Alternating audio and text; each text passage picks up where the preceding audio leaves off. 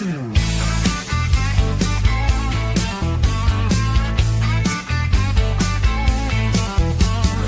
blaze bright, it's a glorious sight. The champ of the mic owns the night. With a mind so slick and a suit so clean, he's running this ring like a wrestling machine. From gold-plated deals to jaw-dropping schemes, he's the mastermind of your wildest dreams. Stand up, take note, bow down if you can. It's the Brilliant Show with the Brilliant One. He's the man. Welcome into the Brilliant Show right here live. We got a special guest, Mac Daddy Duds, coming up in just a minute. But before we do, let's go ahead and get it out there. Make sure you check out Mark Out Moments and Talking Wrestling with Pinewater David, Amy. Go check them out on YouTube. Hit that subscribe button over there. And also, new merch alert. You got the Brilliant Show Off the Rails t-shirt available now at brainbustertees.com. Go check it out. And Stephen Dixon, what's going on? What's going on? We're fixing to get to our guest, Mac Daddy Duds, and just say, I was going to let you know, we're going to be drawing 2 names tonight from subscribers that subscribe to me on Facebook. I already got it set up, ready to go. We're going to have 2 winners tonight. So y'all just hang in there. We're going to give away one here in just a little bit, and then we'll give one away towards the end of the show. Hey, Kylie, how are you? Oh, I'm doing great, Stephen Dixon. I'm doing great. Also, fans that have purchased T-shirts, they get to come on. Crystal Morrison with her hat, the Brilliant Show hat and shirt. There she is. And then you got Chris Chambers who purchased his, and then we had Stephen Dixon and others. And Angel Lauderback, I'm still waiting on your pictures. You need to come on and get in here. But anyway, without further ado, let's welcome in one of my good friends. Guy I managed a few years, the one, the only, Mac Daddy Duds. What's up, Mac Daddy? What up? How you doing? Shoot, I'm doing great, man. I'm just sitting here trying to plug my merch. Have you got your t-shirt yet? I haven't. You ain't sent it. I gotta get You you one. ain't sent it. I need a hat too. Look at this head. Don't last long in the sun now more. What happened to the hair? Well, let's just put it this way. My dad's had the same look for the last 30 years. You've seen my dad. Yes. It's been a long time coming. The last time I sported this haircut was whenever I got beat up by Lucha LaCour, Zane, and Ryan, and they shaved my head. That was down at the Temple. That was when you was a double champion, if I'm not mistaken, right? Yes. Yeah, that's when I was Revolt and DCW champion. The next match was a cage match down at the Temple, and that's when I lost DCW title. Speaking of the Temple, man, like I just want to dive into it real quick. Like I know it was hot. They said it was hot as hell in there. What was it like venue-wise looking at it and just being able to wrestle in that venue? What was that like? It was not a cheap building. At the time, I think they were paying anywhere from $2,000 to at one point it was $2,800. The Temple's been a staple in Mobile, I guess, for a long time. It's a really, really cool building. Actually, right across the street, downtown Mobile. On the weekends, they police the downtown area just like they do with New Orleans with horseback. Mobile's got a horse unit. And they actually parked their trailer right in front of the Temple. So when we would get done with the show around 10:30-ish, they would be getting all the horses out to go patrol downtown Mobile. That was always pretty cool. But, I mean, the venue was awesome as far as visually, but the money that they were paying for no AC or no heat, it was brutal. I bet it was. Jarrett McKenzie says hey, and Jamie Powell says hey. What's up, Jamie? Jared, what's happening?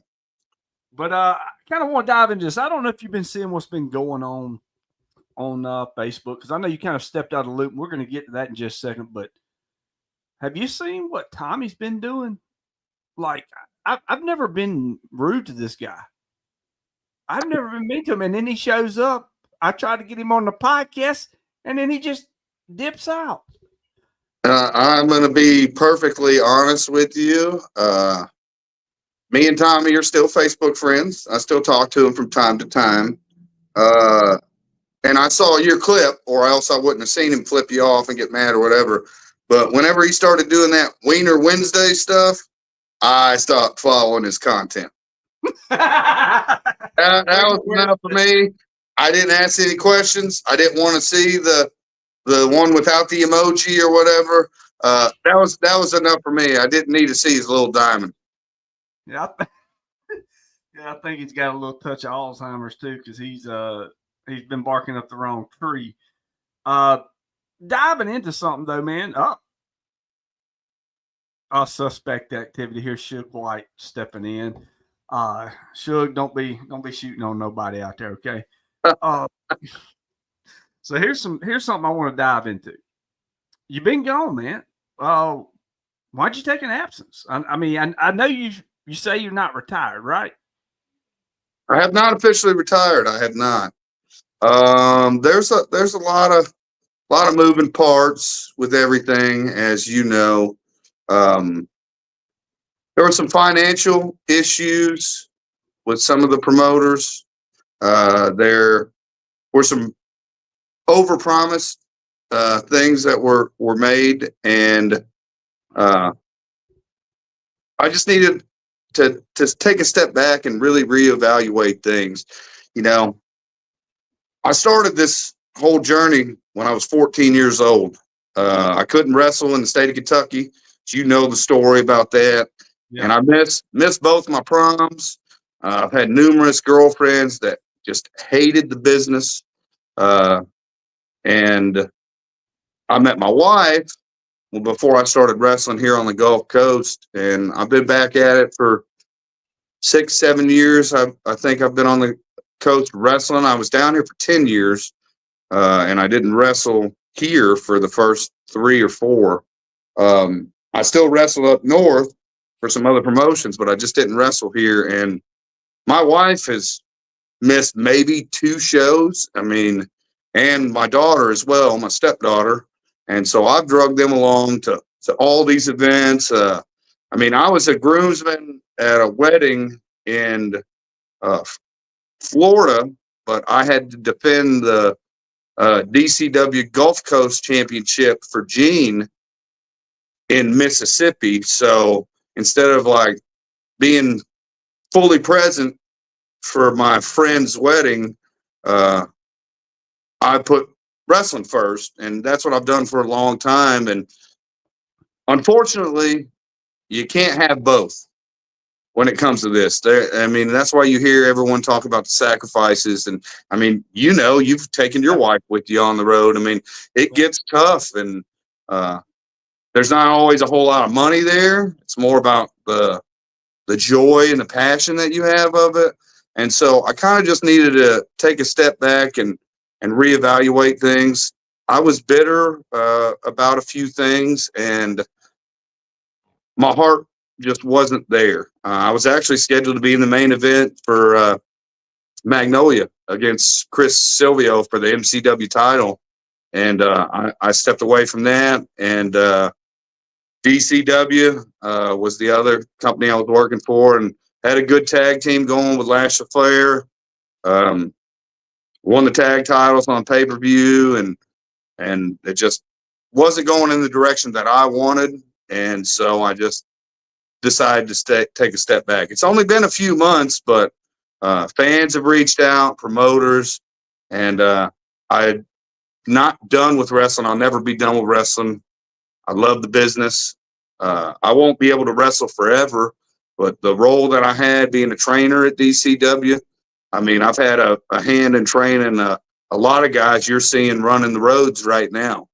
I mean, I feel like I contributed and gave back a lot to these guys, and just gave them my knowledge. Now, I only know what I know, and I know how I was taught, and my way is not the only way or the best way. I mean, I've never made it to a national company, and other people have been there, so I understand why certain people take certain advice for things. But I mean, I'll never be done with wrestling, but I don't want to be like Terry Funk. I don't want to retire and come back in a year, come back in 6 months, come back in 2 years, 3 years, 5 years, have my last ride, last match, final tour. I don't want to do that. That's not why I got into this. If I say I'm done and you see my boots in the middle of that ring, that's when I'm done. Well, there you go. He's not retired. Hopefully, we'll see Mac Daddy soon. But I do want to dive into something. You talked about Gene and the old DCW. And then when Brent and Tommy bought DCW, the transition over, one of the biggest matches or the biggest nights of the that DCW had was when you, and I think it was Ty Blade, had a match and the commission shut y'all down. The whole deal went down with like that. We got to dive into it. That was Night of Extreme, right? Night of Extreme. Sabu was supposed to be there. Sabu couldn't make it. This and that. They ended up getting Al Snow and Tommy Dreamer. Al Snow came, did a seminar before the show, and we were the main event. Hoodie, that does all my theme music, they paid him to come down. He came, did my entrance. My dad came in, managed me that night, and we did the show, Night of Extreme. Now, the building that they were running in Pascagoula, that VFW, they had a lot of strict rules. A lot of the things that Tommy and Brent were trying to do at the time with the pyrotechnics and stuff like that, they didn't want them to do any of that. Whenever they found out we were having a hardcore show, they didn't want us to do any kind of crazy spots. And so the commissioner showed up that night. Now, all the guys and gals that were in Mississippi, they know that the commission doesn't show up that much. And if they do, they're usually there to just collect a paycheck. And the commissioner was there that night. And basically, they found out that they were going to inevitably lose that building. And so they decided to get with the commissioner and make it look like they got shut down. They were trying to create controversy, and try to get a buzz going with bringing in Sabu or Dreamer or ECW guys. They were trying to get that going and kind of give the rub off to us. We had a really great match. Like, it was one of my favorite matches in DCW, but I started with Ty Blade. We know each other, and we could have that match. We had a lot of good, storytelling in that match. But the end of it was there was an object that they had barbed wire and beer bottles that was attached to it. Those beer bottles were sugar glass. So because they wouldn't let us use real glass. But I actually still got cut on the glass, and it ripped my arm open. So it did really, really sell the moment. And I was told to keep everything quiet, kayfabe it. And so I actually, my dad did not know what was going on. And so whenever we actually went through the whole getting shut down, if you go back and watch the video, none of the guys know what's going on whatsoever, to the point where JL3 and another person start fighting while they're breaking us up. And so there was all this stuff going on because nobody knew what was going on. You had talent that was new to Diamond, that hadn't been there before, that didn't really know me, didn't know what was going down. And so actually my father and Ty Blade was working my dad, and kind of got under his skin enough to where my dad was ready to fight Ty Blade. And my dad followed me outside. And once I got all the way behind the building and everything calmed down, I grabbed my dad and told him, "Dad, you know what business we're in, right? It's the wrestling business. Come on, Dad." And he was so mad at me. But in order to have, a good angle, you really got to commit That to it. organic feeling to it too. And so it did feel. I mean, I could have punched Ty Blade in the mouth and everybody would have believed it. Now, most of the boys are smart enough to know the commission didn't shut us down, but they really did lose the building that night because the people that ran the building saw the videos that were put out and the way it was edited. And you see Brent standing there looking lost, doesn't know what's going on, putting his hands up to the commissioner. I mean, a lot of that was just what was really going on. There's me, Ty, and the commissioner knew what was up. So they didn't really get shut down by the commission, or they wouldn't have ran any more shows. But they did lose the building for real. Yeah, I can kind of tell that. Okay, we're 15 minutes in. What we're going to do now is go ahead and do that first drawing for the free merchandise. So if you're subscribed to me for 99 cents a month, right here on Facebook, you get a chance each and every month to win merchandise. Now let's go ahead and do our first drawing and see who the winner is. Now we're going to do the last one at the end of the night, but let's go ahead and get this first one out of the way. First one is the winner, and they're going to get to pick whatever they want off the the Brilliant Show website, brainbustertees.com, is Kylie Angel. She is the winner, so she will get to pick whatever shirt, hat, stickers, whatever else is on the website. She'll be able to pick that.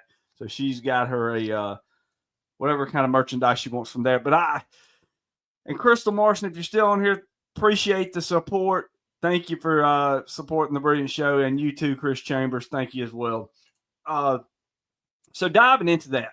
Now at this time, you were doing Night of Extreme. I believe that was February. And we had something else going on, me and you did, at a company called AWA. And we were working ourselves towards it. You were the heavyweight champion at AWA. Now we got to dig deep into this one. So let's go ahead and start it. Rigged. Hey, it's not rigged. I just pulled the name out. Next one's up. We'll do it again. But anyway, thank you, Chris. I already know where this is going, but yeah. All right, so dive in and tell me. All right, the night that this all happened, because OVW was in Saucier, Mississippi with DCW. I believe you was taking on Cash Flow that night. What led up to that night, and what happened at that show? Oh, man. All right, so, yeah, let me take a swig of beer real quick. Yeah, hold on. Steven, there will be another drawing closer to the end of the show. I will be drawing another name. So there will be another name to be drawn. Okay, so we get to that day, and that morning was a disc golf tournament here in Mobile. Disc golf's huge here in Mobile. I play disc golf, have for a while. There's a group of guys that they used to play softball together, and they're all wrestling fans. And they decided to start a sanctioned PDGA, which is Pro Disc Golf Association, just like the golf PGA. That they have a association. You have to pay your dues every year to play in tournaments, and the pros win cash prizes. So the Southside Smackdown they do at Municipal here in Mobile every year. Now, every division, which there's about 10 divisions, 15 divisions, they all get a championship belt for winning. So I had heard about this and then got in contact with these guys because I'm like, I love disc golf. I love professional wrestling. Like, what are the odds that, these two things are, a real thing? And now they went on to have about 20 of them, but here's a disc from their 10 years. So each one of those little stamps was from each year, and it's all wrestling themed. And so I found out that they had this tournament. I got with them, and every hole, so it's just like regular golf. You got 18 holes. They usually do multiple courses. Every hole, they have a wrestling hole. They have a Jake the Snake Roberts hole. They have $1 million man hole. And so each one's numbered. Well, once I went and talked to them, they gave me my own hole at these tournaments. Mac Daddy Dud's hole. And so my picture's on there. Everybody was taking pictures with it, sending me. It was really cool. Really cool thing that they did for me, and they didn't really know me. They just found out I was a wrestler. So flash forward to the next year, and I thought it would be really cool to do a show in the park. And so I had the opportunity to lay it out to Diamond or to AWA and Cotton at the time, JC Stokes. So got with him, and we had it set up. So I had been pushing it. I got the guys together to do the show. All the guys are going to work for free. Disc golf tournament starts at 8 o'clock in the morning. Noon, they were going to have matches.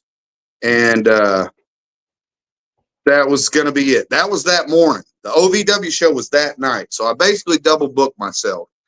7 o'clock that morning, Stokes or Cotton told me that he had broken the trailer with the ring, and I didn't believe him. For whatever reason, I got upset about it and didn't believe him. I thought that, at this point, my name was on the line. I've got this tournament, all these people ready. I've got wrestlers involved. All I need is the ring there. And he was telling me that he couldn't get the ring there. And instead of us trying to get a U-Haul or try to find a way to get the ring there, it was just, can't get the ring there, can't do it.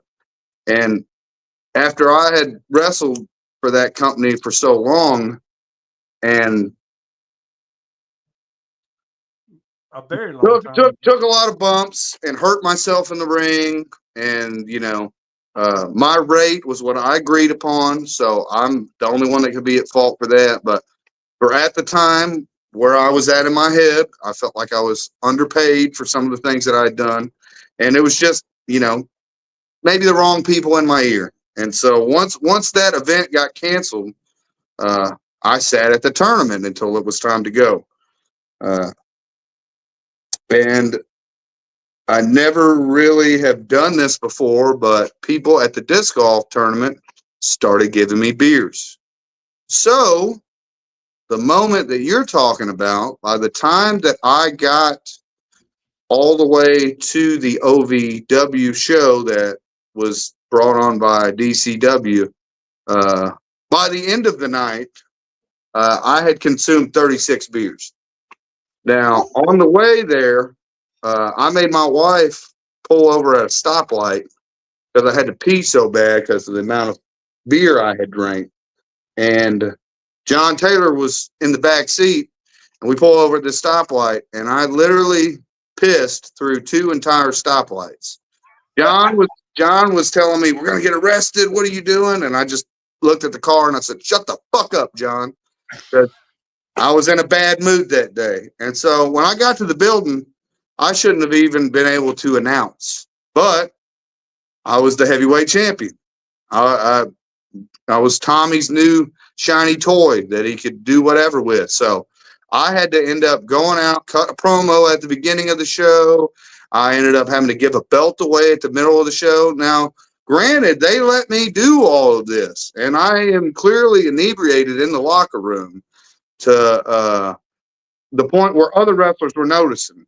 I have to give it up to Van Vicious, because even Cashflow asked Van Vicious, "Is he okay? Has he had anything to drink?" And Corey was like, "Well, he might have had 1 or 2, but he knew that I was, way farther gone than that."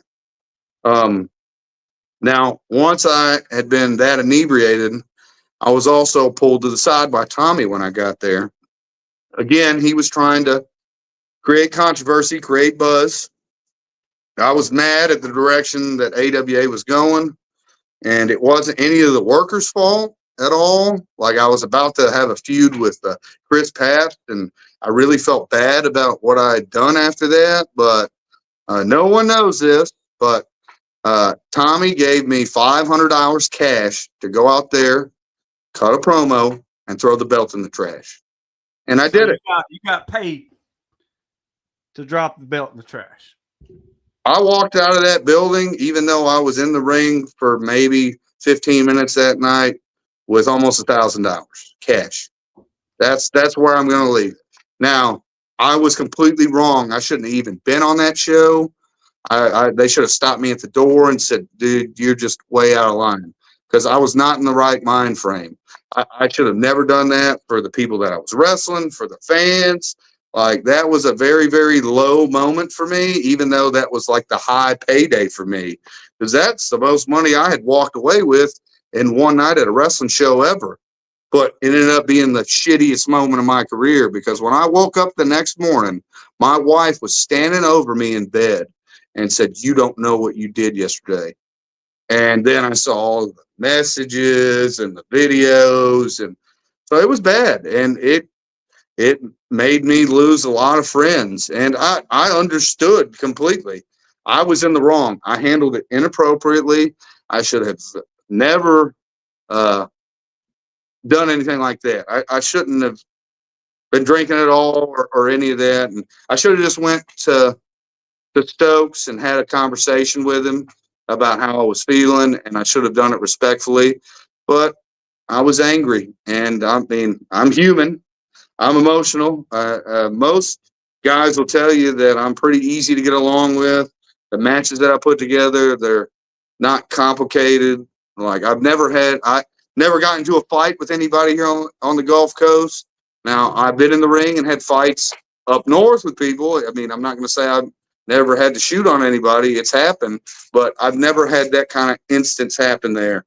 And I had power, and I had a microphone, and I had money in my pocket, and I went out there and did it. And I don't regret doing it, but it was very bad. And the damage that it did for my friendships and stuff, it took a while. And you had to broker just a meeting with me coming back after you bought the company. So you know what the backlash of that was. Oh yeah, very much so. I mean, and that whole deal was because me and you'd been in contact anyway. Had been in contact for months, and been trying to work out something. And then when I bought the company, I said we're going to get you in there and we're going to do something. And but we got to do this first. What's up, Silicon Dave? How are you doing, Mac Daddy? I got to go through some of these comments that we've missed here. Yeah, go ahead. Few of them. Ray Fury up in here, ain't no way. Raza Rayleigh up in here. But anyway, always took care of Jamie when y'all have worked. That's what Kylie says. And well, there ain't much to take care of on Jamie. So, but anyway, I mean, it's like, we stayed in contact, and then when we finally, I believe we came to it, and I said, hey, we need to meet with Cotton. And I'm gonna just lay it out there. When we met and we sat down, I'll tell you and all your live followers, I was so upset about my actions that night that at that bar that we met at, right behind the building, I drove over there, not knowing if I was ever going to be able to come back to a show, not knowing any of that. I put myself on the outs. And when I had that conversation with you and Koloff and Stokes, I cried. I got so emotional about it because I felt so bad about it. Because that's the thing about me. I'm a pretty laid back guy, but if I get pissed off, man, I'm pissed off. If I'm sad, I'm gonna cry. I'm not gonna say that I didn't do that, because that's what it was. That's how bad I felt about it. Because I mean, it did eat at me for a while. The little payday I got did not make up for the friends that I lost out of that whole deal. And some of them I lost respect with me forever, and I can't take that back.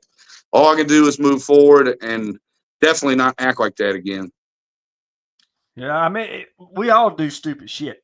I mean, it's not nothing that nobody is exempt from doing something stupid. We all do it.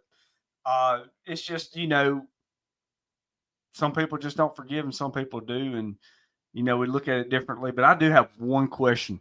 I want a straight up answer on this. When Tommy and Brent bought DCW, did Tommy come to you and offer you an exclusive deal to where you only wrestle DCW?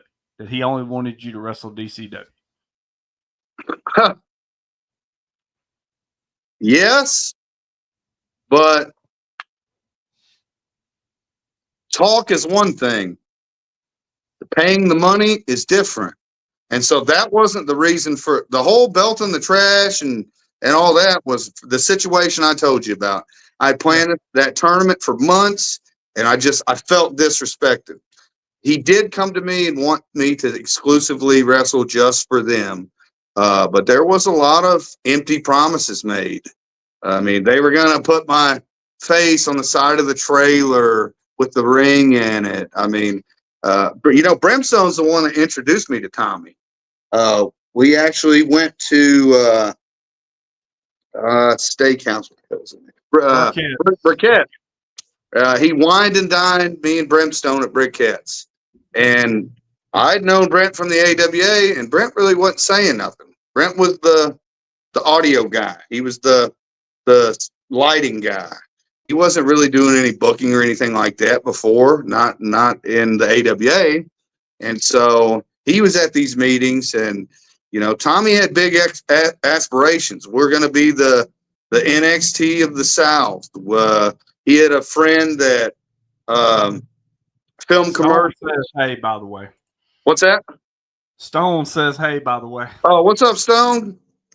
Saw you reffing the other night. I don't know why you had a shirt on. You're still more jacked than half the roster, but whatever. But yeah, I mean, he wined and dined, and there was a lot of promises made, before the wrestlers came out with the OVW guys and Netflix.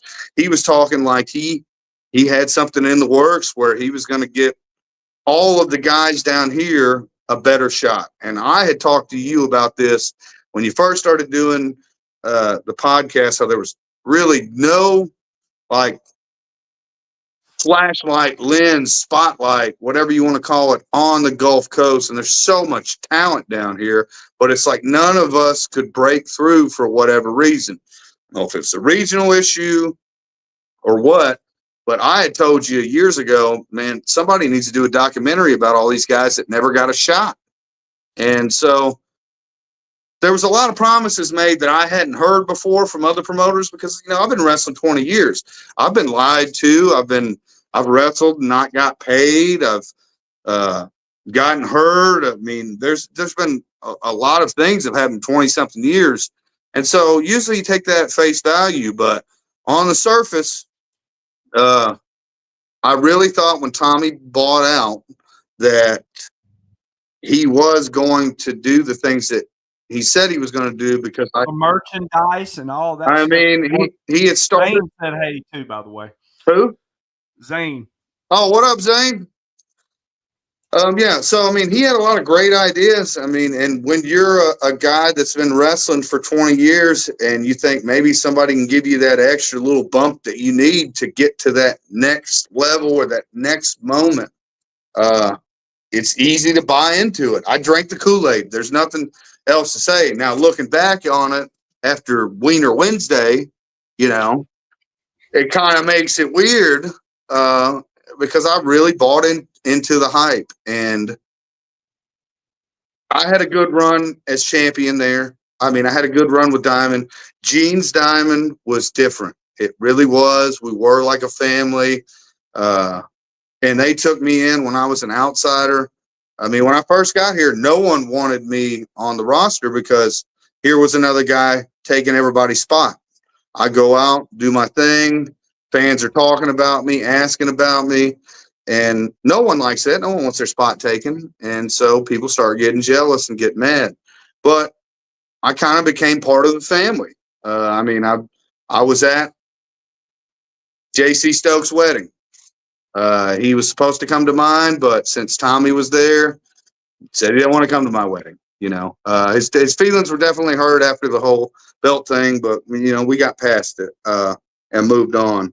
But like I told you, some guys just never moved on from it. But I definitely drank the Kool-Aid when it comes to that, and I mean, that's what it is. Now, the Diamond that is here now, I would say, is no longer the Gene Diamond or the Tommy Diamond, if you want to take it into eras. Now you're in the Armstrong Brent era.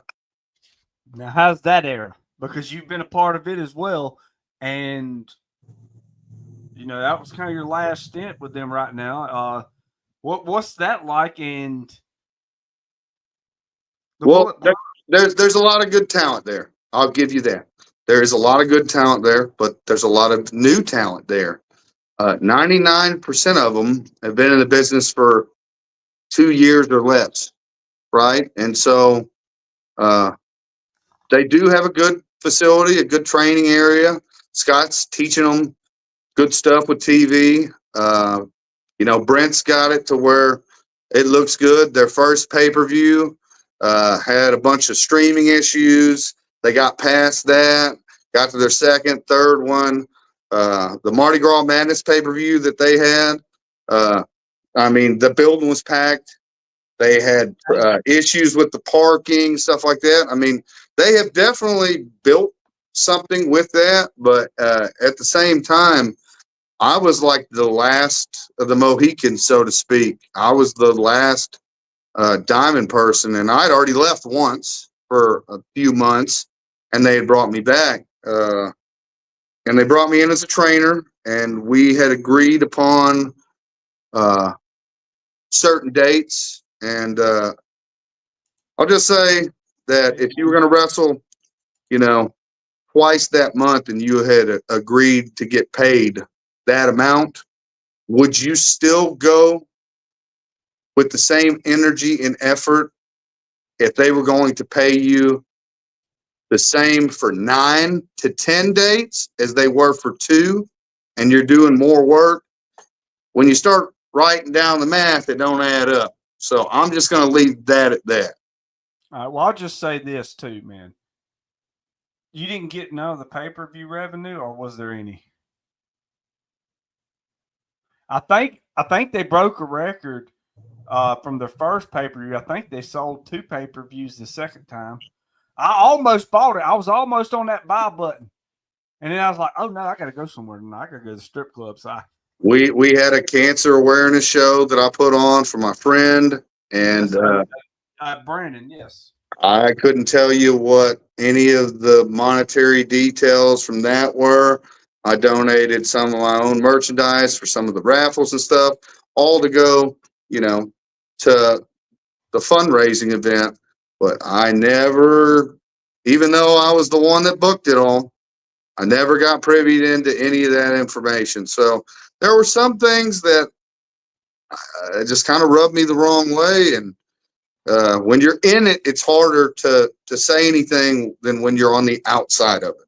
Now I'm on the outside of it. Now, of course, coming home and talking to my wife, it's very supportive. She's telling me that, why are you doing this? What are you doing it for? I mean, there's a lot of variables. Like I said, when I started at 14, I was a single kid. Now I'm a married man with a house and a kid, and things are different for me. I have grown up in the business, literally grown from a boy to a man. Murdo said he was glad to be a part of that show. So was Brian Boulier. Both were proud to be up. Brian was talking earlier, and if I can pull it back up, if I can find it, Brian, he said, don't know if you remember, Duds, but I had my first ever match with you, Duds, and I appreciate you for guiding me through that match and all the advice you've given me. Oh, man, Brian's a great up-and-coming talent. He's young, he's hungry, he's got the look. And there's a lot of guys there that are going to be very successful, that are still there. I mean, there's no doubt that there's talent there, and they have the ability to keep drumming out a good product. They really do. They've lost a lot of talent that they've kind of grown organically, and their loss was someone else's gain. You had Manny step away. You had Ryan Razors step away. All these guys that stepped away were able to get booked somewhere else. And I mean, all the young guys, I've told them, if you're good enough, you'll get booked somewhere. It might not be where you want, but you'll get booked somewhere. Well, Koloff says cannonball for Duds. No, Yeah. Brimstone says, no doubt one of my best and toughest opponents. I learned a lot from facing Brandon Turner. And I understand, Brim, you learned a lot. No, he's talking about you, Doug. I'm just Yeah. No, I mean, Koloff, nothing but the utmost respect for him. The first time I saw him and Gene were at the Mobile Flea Market in a little booth just trying to promote the show. And I knew if I went up to him and talked to him then that I would have got right back in it. And at that point in my life, I wasn't ready to commit to wrestling again. And I turned the other way. And I actually met Koloff the first night that I was at Gene's show. I was there early, and he came walking up to me, very respectful, shook my hand. Same thing with Brimstone. I've watched both of them grow immensely. I mean, everywhere those guys go, they've got a championship on them. They're at the top of the card. Someone's talking to them. You're talking about Ray Fury earlier. Seeing him at Revolt, not knowing who he was, I saw he was a talent, but I was like, man, that guy's probably an asshole. And then I met Ray Fury. Only thing I got bad to say about him is he's heavier than he looks because he jumped off the top of the fucking cage and landed on me, and everybody else that was supposed to catch him did not. And so, Ray Fury, you're welcome for the career you still have because my fat ass caught you. So, no, I mean, Joey Brewster says, hey, too. oh yeah, Joey's always been solid fan, always been there to support me. And I mean, there is a good group of fan and talent down here. You can't argue it. I mean, like I said, not everybody sees what's going on down here, but eventually somebody's going to see what's going on down here, and some of these guys are going to get signed. It's inevitable. Well, I've been preaching it forever, and you know this. I preached it on my old podcast. There's so much untapped talent, and Danny Parker, we love you too, man. Thank you for tuning in. And he said hey to you too, Duds, earlier. But I'm gonna just say this: there's so much untapped talent in the South, Mississippi and Alabama, just to name it, that should be signed. There's several talents that could be on TV today. If you added up Mississippi, Alabama, Louisiana, there's just so much great talent. Here's one of the talents that you've seen grow up, and I seen grow up. I remember his first match. I remember him coming. That's our boy John Taylor right there. Huh, yeah. Oh, Mr. Mayo himself. Johnny boy. Yeah, we had a good run. It's a little group together, me, you, and him, and Charlie. As long as Charlie lasted with us, I can't even remember. Exactly.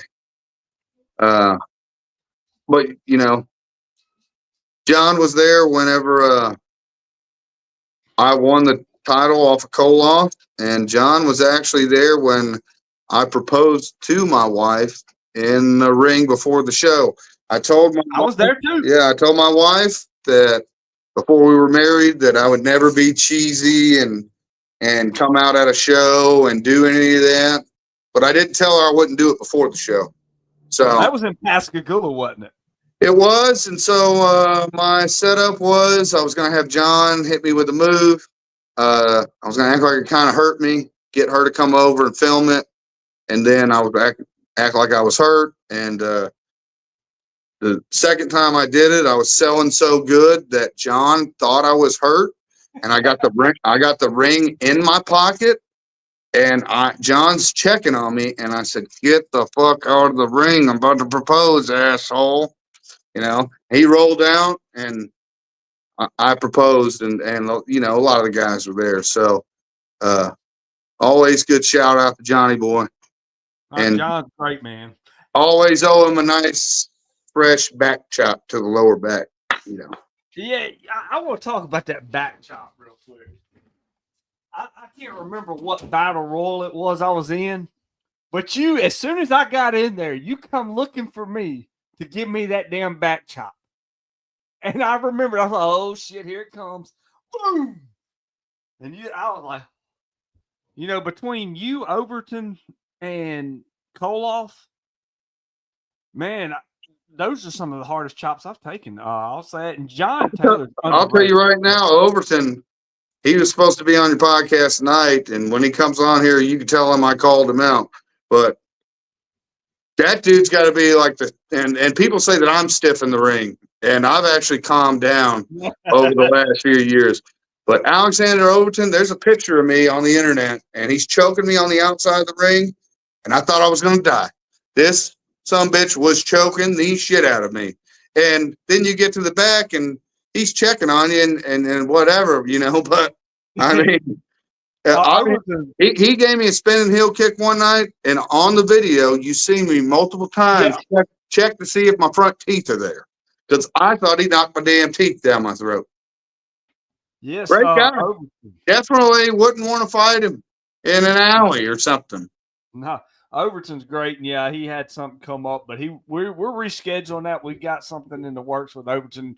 Overton's great, but yes, he is stiff. I can say this. I remember the night that I was in the match. We'll talk about this real quick, because this was it was a handicap match. It was me and you versus Overton, and I don't know if it was like the first few minutes you popped your knee right then.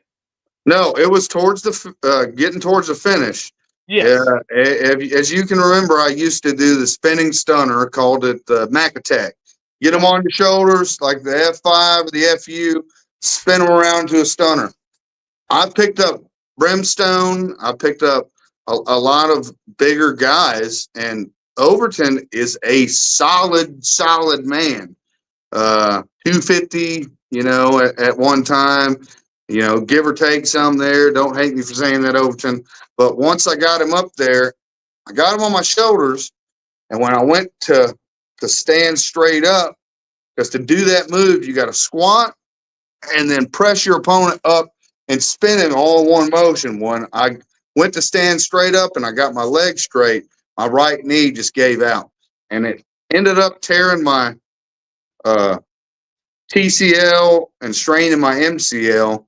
And I tagged you in, and I said, I can't get up. I remember you looked at me and said, it's yours. Yeah, I was like, yours. oh, I can't get up. And so I never had surgery for that either. So in this last 6 years that I've been on the Gulf Coast, I haven't had more than one weekend off at all. Even through that, I still went to work the next day. I mean, I was hobbling around, and I mean, I still had matches, and that was my second major knee injury, because I had actually tore my left knee before that, a few years prior to that. So that was a brutal one, and I didn't quit wrestling. I didn't want to lose my spot, and just continued to wrestle. I love the business so much. Like, once you get to a spot, especially like that, where your name's on the flyer, and you're really committed to what you're doing and investing in. The promoters are putting time into you. The wrestlers are giving you the opportunity to work like that. It's hard to walk away, even when you're hurt. Look at Overton. He's done spoke up in here now. He said, "Good evening, gentlemen. It's good to see my friends. First off, I'd like to thank both of you for the message that you sent, as well as everyone else for the kind words during the tragic time, and I appreciate and love all you, my brothers. Now, what's all this talk about potential abuse? Laugh out loud." Dude, I'm gonna tell you, when you tagged me in, I got in, we did a few things. He goes like this, like high five, and I go to high five him, and he just double chop. Oh, I believe it. Yeah. If he ever wants to get to a position where we fight, I would have to bring some like bear spray or a taser or some sort of apparatus, because I will never let somebody spin and heel kick me like that again in my life. Overton, he lays it in. Moondog got a lot of receipts coming into him from a lot of people. I doubt out of some back chops battle royals, especially. So he gave a lot of back chops in the battle royals. Moondog did. I want to get a chop. I want to get chopped by Gunther. Who the hell wants to get chopped by Gunther? I will for the right money. Yeah, for the right money. Yeah, Chambers, you couldn't handle a chop from the Blue Bolt. That's a good one there. Now, Overton, the Hitman. Yeah, that is true. Overton, though, great talent as well. I've taken chops from Overton, Zane, and others. I love chops. Oh, you do? We'll see about that. Pork. Brian Boulier. Let's see what he's got to say. Duds and Too Quick are the hardest chops I took. I'm gonna say this. I never took a chop from Too Quick, so I may need to get into the deal with that. See, that's my finish. Is what it is, bro. Hey, Mac Daddy Duds versus Suge White. That's what Jarrett McKenzie asked for. Oh, here's Rhett the Threat, baby. We got to get a Rhett the Threat on here too. Sounds like you need more strength and exercise and conditioning. I need all that. Let's see. You can ask around. I love taking chops. All right. Hey, you ain't got to prove it to me, Chambers. You don't have to keep saying I love chops. Who was that guy? I can't remember the guy that they chopped the hell out of one night. He wanted chops so bad. Overton's chops they're stiff now. Let's see. All right, so now I want to dive into something else that you brought up. We got to go there. What you was at MCW? What happened to MCW? Nothing specifically with MCW at all. Like, Okay. I've got nothing against Chris or what they're trying to do there. I was definitely disappointed in the booking. You know, we all know Walt had the book, and I was the number one contender for Wait a minute. Go back. I must have missed a math. Who was booking? the Worm, or was involved in the process. Now, he didn't have the final say, but first show, I wrestled Tony Donato. Shout out to him. Great talent. I mean, the freight train, got a good look, very humble, very easy to wrestle in the ring. And I didn't know how that match was going to go. And it wasn't a long match or anything like that. But we had a really, really, really good match. In my opinion, everybody enjoyed it. I become the number one contender for the MCW championship. And the next show, they overbooked it to the point where I didn't even have a match. So that was kind of disheartening.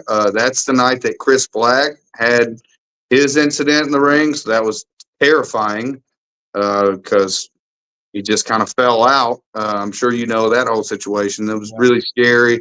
And I was helping run production because Brian was out that night. And I was scheduled to be in the main event for the title against Chris Silvio. And like I said, my heart wasn't in it. I was definitely frustrated with some of the stuff that was going on with Diamond. I had some personal stuff going on. And I just decided that I was just going to step away altogether. So I knew that if I just stepped away just from DCW, kept MCW, or vice versa, or whatever, it was just going to cause a bunch of controversy and more issues. And I thought the best thing for me at that point was just to respectfully step away.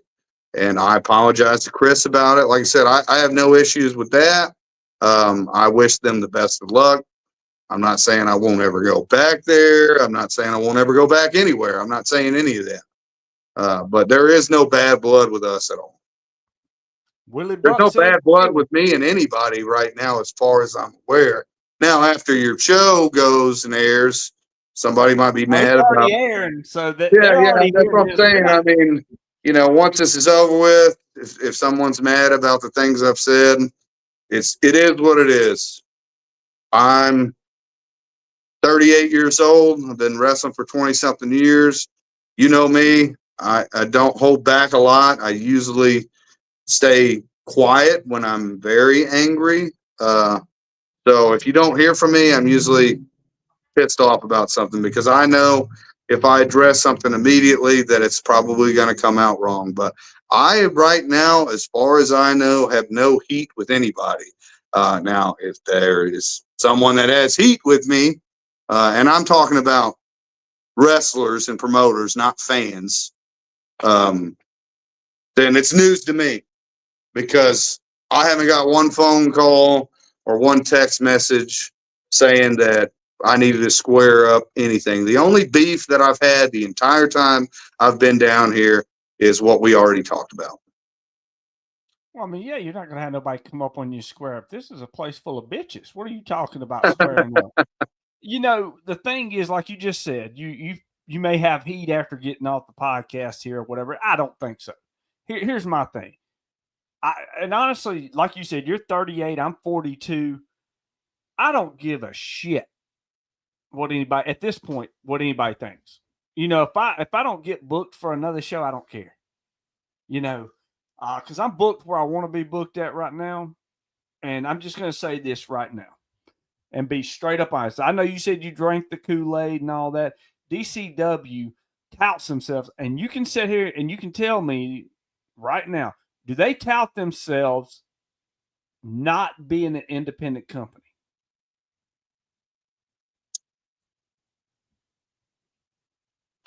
The term that Scott used with Mick Foley is what I was told is it's episodic indie wrestling.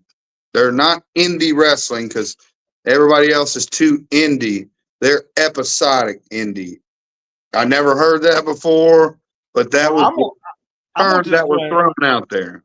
All right, I'm gonna just go ahead and say this: episodic, whatever. Here it is. Don't you have to be on TV to be that? Because I can say this right now: I put on better storylines in the year that I owned the company than they're doing right now, and they don't even have a television program now. They did at 2 a.m., if I'm not mistaken. They paid all this money. I couldn't talk to you about the specifics of it. As far as I was aware, whenever I came back, they were still on TV. I don't know what the slot was, where it was at. Yeah. I don't know the specifics of it because I wasn't involved in the financials. I mean, if you're on TV or on YouTube or whatever, you got to get the content out there or nobody's going to know about what all these guys and girls are putting their bodies through. They're sacrificing themselves for 200 or less people. Even they. Whoa. Don't get that high ass number up in there. I said anybody. Back down in front of the 15 or 20 people that's at the crowd. That's not necessarily true, but you know. Well, hold on now. All right, if you take out friends and family, and you have the actual paying customer there. I didn't work the door, so I can't. I'm not gonna argue this. You ain't gotta argue. I'm just saying. You said there was the Gene era, there's the Tommy era, and then there's the Brent era. I'll give a crowd at the Tommy era. Well, no, I mean the Mardi Gras Madness pay-per-view they didn't have the parking enough. I mean, dude, it was packed in there. Now how many friends and family were let in or whatever? I don't know that, but they did have a packed house for that. They did. I mean, that building that they're running, it doesn't have central heat and air. I mean, we live in the South. We're 40 minutes from the beach down here. I mean, it's already 90s. 100 degrees. So that's right. I'm sorry, Marcho. You're right. Scott was producing live TV at the last show. I did see that video. I'm sorry. But yeah, well, how do you own? Or I don't think he owns it no more. But how do you own a AC company and don't have AC in the building? No comment. I'm just kind of curious about these questions, you know. I mean, at least get some rolling air conditioners in there. But anyway, I just all right. So let me ask you this: I'm gonna name a few talents at DCW. I'm gonna name three, and then you can name three. I'm gonna name three that I really do see a lot of potential in. One of them's Jack Passion. I see some potential in Jack. I see some potential in who else is there? Oh, Boudier. I see some potential in him. All right, I got mine out. Who's yours? You said three. That was two. Oh, I didn't. I don't know anybody else down there. No, man, they got a bunch of good guys. Jack from Florida. He hadn't been in it that long. He's got the athletic ability. You know, he's got his little rap thing that he's doing. He's definitely got some potential. Crusher Cottrell, they gave him a scholarship. Oh yeah. He's 19 or 18, and dude is jacked. Got a good athletic background with football. He's good. Brian's good. Andy V10 Hampton's good. I mean, Dusty is good. Who's I mean, Dusty? Mason Mosley. I'm sorry, Mason Mosley. He's good talent. I mean, like I said, they've got a lot of good guys there, but all of them are, like I said, a year and a half, less than 2 years in. And they're drinking the Kool-Aid too. There's only so much you can do when you don't have the experience. And if you don't have guys that do know exactly how to lead the pace of a match and everything, some of the stuff gets convoluted, and it's going to show in your product. It is.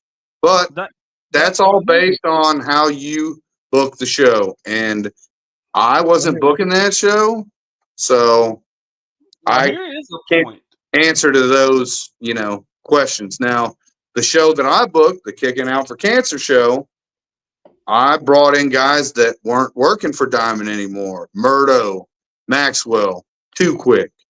I made sure to get them in there, and I put those guys that were seasoned with guys that they could work. And I thought that show, we had some really, really solid matches. John and Murdo went to a time limit draw.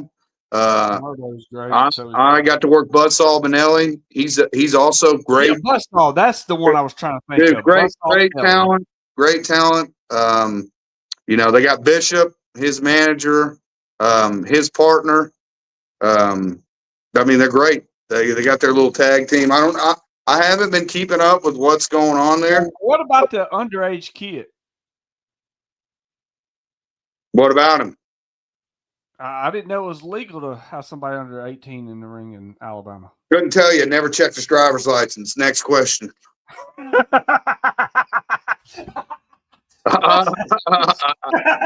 Check his driver's license. Oh man, Duds, come on now. You ain't got to. You don't have to grip the ball. Look, I'm gonna keep it real with you. But you ain't gonna bait me into this. I know you got some dumb guests on here, but God dog, I mean, that would be a question for the Alabama Wrestling Commission. When's the last time they've been at an Alabama show to check wrestling license? That's a real question. That's a real question. We'll have to get with Tommy. I think he's part of the commission now. No matter where you are, what you're doing, you always going to have a place in my mind for helping me break in and giving a lot of us a foundation to build upon. That's Ryan Razors. Love you, Duds. Yeah, appreciate that, Ryan. Love you too, buddy. Like I said, there's those guys that they stopped drinking the Kool-Aid and they left. And they're going to be able to move forward. If you've got some talent in this business, it don't matter what promotion you work for. A different promoter may see something in you that a specific promoter didn't see. They didn't have the same vision as you or whatever. Sometimes you got to leave. I mean, when I started, I was the kid's age. So when you asked that question, I fired back about it because I had to travel 2 to 3 hours just to wrestle. The first show you wrestled in a nursing home at 16, wasn't it? No, 14 at 14. A nursing home, a legal show. So they got around it by, it was just an outdoor training exhibition or whatever is what they told the commission. And so, yeah, that first show I did was at 14, and what it is now. All the other surrounding states that I worked, you didn't have to have a license.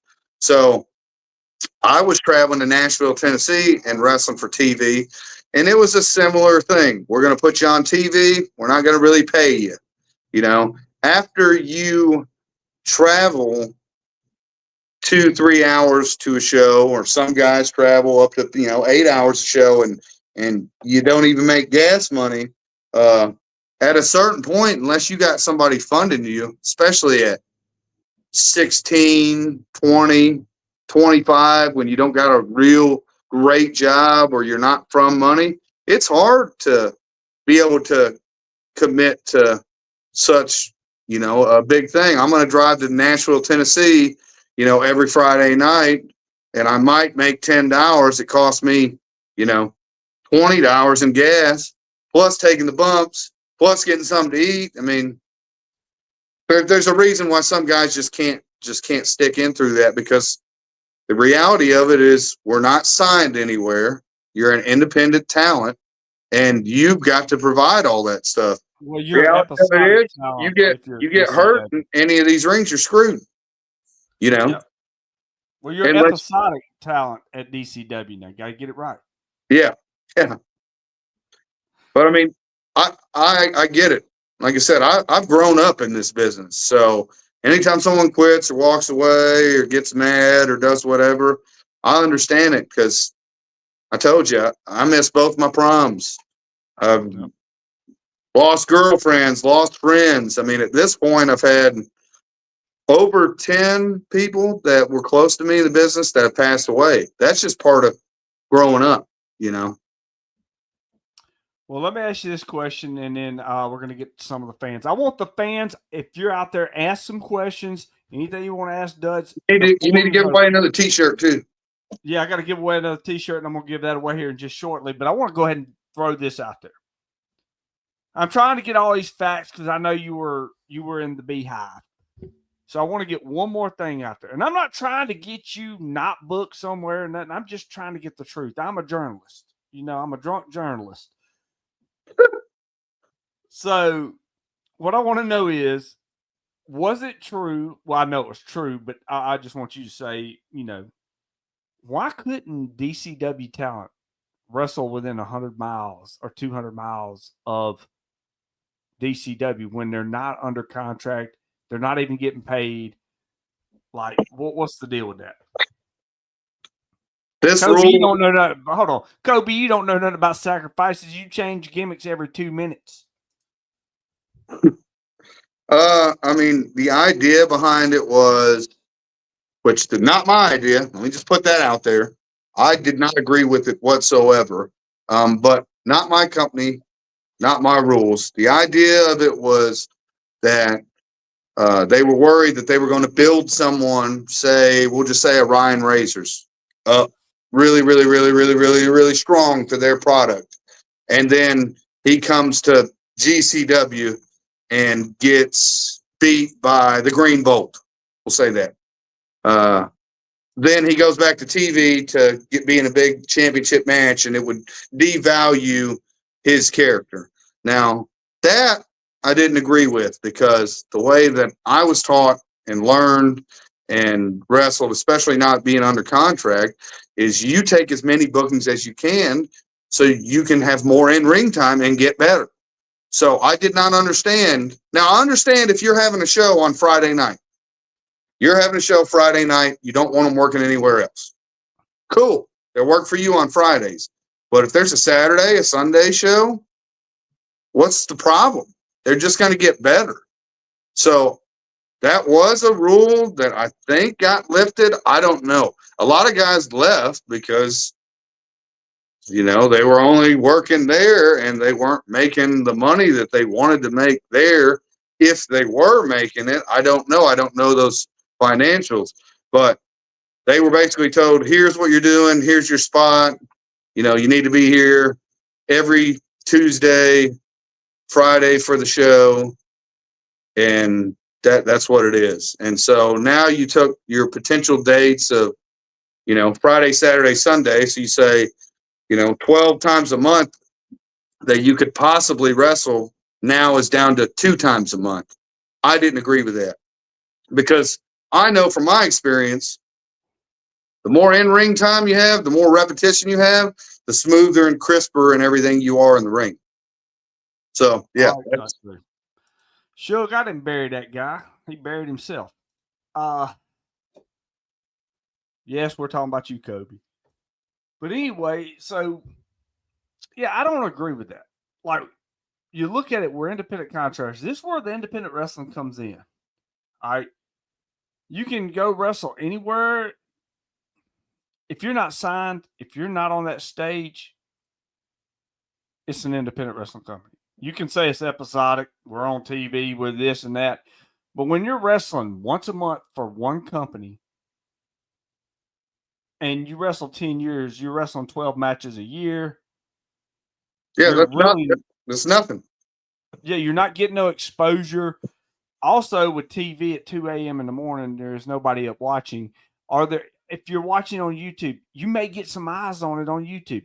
But unless you are like a major independent company, which is like GCW, who considers themselves an independent company. When I say GCW, I'm not talking about Gulf Coast. I'm talking about Game Changer. You talked about MLW. Well, you're talking about Ring of Honor where it would come on at 1 in the morning. Yeah, people are going to watch that, right? Because they're like, oh, my God, it comes on at 1 in the morning. But if you ain't got that kind of buzz, or you don't have any talent that is known yet, and you're a new company, and you're using all guys that are trying to be discovered, it's kind of hard to get discovered, like you said, when no one sees it. It's super frustrating as a talent. So where you're putting all this work in and you're like, man, I just wish somebody would see one of my matches. Yeah, like, what am I doing? Sing Pet, don't know if you know him. He says, there ain't no way you're 38. 39 in August, bitch. August what? Hey, tell Shorty I said, what's up? Shorty's the man. What day in August? August 29th. Same day as Michael Jackson. Look at you, lucky ass. The only reason I know is because they played Michael Jackson all day on my birthday. Did you go to did you ever get to go to Neverland? I did not, but I bet Sing Fat did. That's probably why he's so angry. Well, I'm sure that Tommy went too, since he had Wiener Wednesdays. So yeah. But anyway, all right, we're gonna dive into some stuff. Oh man, look, got something in my lens there. But anyway, let's dive into a couple other things. Fans out there, ask some questions, because I'm sure Duds wants to answer. What was Tommy Wet Jen's penis size? Please don't ask that, because you don't want to tell, do you? You don't want to have to tell it. But no, man. Jumping back to like when we were doing our thing, we were doing the Brilliant Ink thing. And then when you came back to AWA and we brought you in that night, that was a fun ass night, because nobody knew it except for me, Koloff, and the wife. And the wife she was basically having to stand up for you because people thought you were some kind of terrorist coming there to blow up the place with your wheelchair and stuff, because all the security kept coming over to my wife and saying, hey, we need to watch this guy. He's suspicious looking. Well, I came into the back before the show started and people didn't realize it was me. So I knew if the guys didn't realize it, because everybody was looking at me like, who the fuck's this guy in the thing? The guys didn't realize it, then I knew that we had gotten something. My wife worked at a bank. She found somebody that had bulk wheelchairs for like $40 a piece. And I mean, I had this crappy mullet wig from some Halloween costume I had. And I mean, it was enough that it worked. Yeah, it really did. And here's the thing, like, and I think Boosa, if you're still in here, you'll remember because you were going to get in the ring, and Boosa was in your way, I believe. I had to step over him. I just said, "Excuse me." Yeah. So, yeah, that was crazy. But you know what was funny about that night is legit. They didn't realize you were back. Like it was a real surprise that night. And yeah, he was next to us, and that was a real surprise that night. Like, probably the biggest moment of the year that year. It was very fun for me because I had stepped away. We had all this bad blood. We made amends. And then we had talked about it, and you came up with this idea, and it kind of just started snowballing like, all right, well, what if I get this? And what if I get that? And I had to make sure to once I couldn't let my wife push me in there. I had to have somebody else, as everybody would have known. Yep. Right? That's Mac Daddy's wife. Because, I mean, people aren't stupid. They've seen her come to these shows with me for 6 years, and I can't remember who. If they see her, they're like, oh, yeah. So I can't remember who willed me out to the ring. I don't remember that. It was one of the guys that you brought with you. I can't remember his name. Oh, it might have been Brandon. No, it wasn't. It wasn't Brandon. It was, what was his name? I can't remember. But you was like, I'll get him to roll me in. I mean, like nobody had ever seen him because because I had to have them pay for the ticket.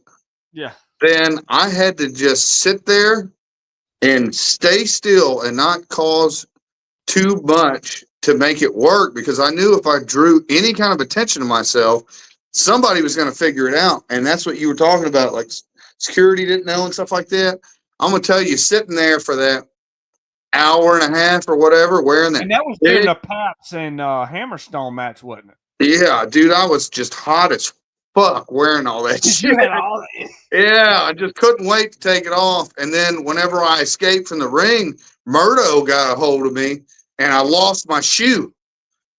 So, yeah, I mean, the whole thing was crazy. It was a lot of fun, though. Cole said it was the guy that managed you a couple of times. Oh, Billy, Dollar Bill. Yeah, that's right. Yeah. Dollar Bill, yeah. That's right. I couldn't remember. But yeah. So you come back that night, man, and me and you, we had a storyline pulled out the ass. And I thought it was going to be really good. A lot of things happened. Didn't get to do it. Yeah, we didn't get to finish it, but just building up to that, where you got the rights to my name, my music, that was just another. I was even growing the Mac Daddy beard out at the time. And I had never gotten to wrestle as Matthew Aaron Dudley. Whenever I first got in the business, the Dudley boys were huge. So I couldn't be Matt Dudley without every time I came out, get the tables, So I changed my name to Matt Winters because I wanted to still go by Matt. And so I never had that opportunity. And then with this angle, the way it worked, I got to, come out as Matthew Aaron Dudley and just wrestle and be from Paducah, Kentucky, and got to wrestle with Amp and Andreas, which shout out to them. They're both good talent for sure. But yeah, I mean, that was the only thing that sucked about that was we kind of got going really hot with that, and then things happened and we couldn't finish it. And then the company just kind of shut down. Well, let me ask you this. All right, so when me and you was going through this, and I've talked to you, there's a few people that I talked to that I had to step away. Yeah. With my mom's situation, me and you had talked about it, but my beard was like my chin hair was already down to like here. We were going for the angle to where it was going to be hair versus hair, and you were going to beat me and shave my beard. And my wife's like, "You can't shave your beard. It'll grow back quick," And she's like, I said, "We're going to have to do it." I said, "It's going to be fun." And everything. But after I left, man, I just looked and I was just, man, first, my mom was sick. Second, I was burnt out. I needed that break. That Yeah. 9-month break for me rejuvenated me so much that it brought the Brilliant Show in. Yeah. And I'm glad to be a part of this and glad to get to go back and talk to you guys and have fun. There's Paul Riles. There's Paul, man. Oh, Stepping in. all right. You know what? The first time I ever saw Geo Savage was at a show that you team was Geo Savage. Yeah, It was yeah. at Wild Lost Art of Coast. Wrestling. Now I worked for Paul once out there, and that's where I met Gio. Great talent. Gio was phenomenal in the ring. Him and JRW, good tag team. I don't know if they're still tagging or what, but yeah, Oh yeah, shout out they to are. both They of are. them dudes. Muddy Waters, great tag team, great guys. That's also two guys I don't want to meet in an alley for sure. Uh, And but that venue at that oh, church great with the venue. Yeah, balcony, man, that was yeah. So awesome. that was where Koloff and Ryan had the Russian chain match, and it was a great match. And I remember taking pictures of Koloff's back and the chain marks on there, and so that was cool. I am disappointed I never got to work Paul. Thought Paul was a great talent. He had left and came back when I first came in, and for whatever reason, the booking never lined up. Got to work Sammy. Sammy, hell of a talent too, especially for being Oh that yeah, young. Man, Sammy. And then they great got the worker. new one. They got the new one out, Leo. So you got Leo Riot, Sammy Riot, Paul Riot, three great talents. I call it the Riot Legacy. I think it's and Paul, he's got great knowledge for the business, and he's taught these two brothers how to. I mean, just he's taught them everything, and it's a real family there with that. And I'd love to see it. You know what? Hey, if you ever step back out of it, I'll be the Don King. Y'all be the Tyson and Holyfield here. How does that sound? We'll see what the fans want. Yeah, we'll see if the fans want it. Steve O'Malley up on here trolling. Steve, he's got Wiener Wednesday up too, it looks like here. Steve's going Uh, to be on here tomorrow night. And I'm going to tell you something. Steve's like you and several other people. Steve don't have no filter. Other than when it comes to Brent and Scott, no, y'all don't have no I, filter. out of all the guys that I've met in the business, especially around here, uh, me and Steve have always been able to shoot each other straight with whatever BS was going on behind the scenes. Whenever I was upset about something and I didn't talk about it to the promoter or whatever, I could go over to O'Malley and have a conversation. I mean, this last year or so that I've been back with DCW, every time I got dressed, me and O'Malley were within earshot of each other, if that makes sense.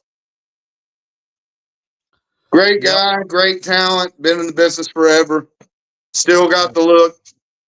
Yeah, shit, he's getting in way better shape now than he used to be back in the day. So Steve's doing it. All right, Kylie Angel who won the shirt earlier. What really got you into wrestling when you were younger? Like the wrestlers or our first match that you saw that hooked you into wrestling? What can you say about that, Mac? My grandma.